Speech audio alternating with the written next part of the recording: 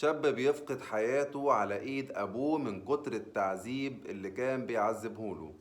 تعال اقول لك إيه اللي حصل. شاب في ثانوي ازهري وابوه عامل محارة. ابوه مازال مقتنع ان هو لسه بيربيه وهو الولد في ثانوي، فنزل فيه ضرب علشان موقف محدش لغاية دلوقتي عارف الموقف ده سببه ايه.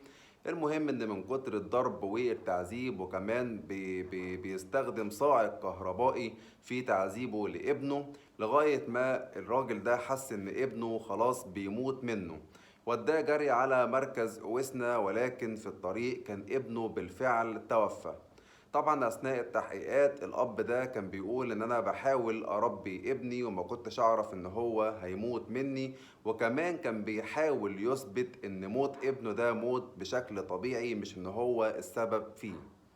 ما عنديش بصراحة اي حاجة اقولها. حسبي الله ونعم الوكيل في كل اب فاكر انه بالاسلوب ده هو بيربي عياله. انتوا بقى قولولي في كومنتات ايه رأيكم في الابهات دي.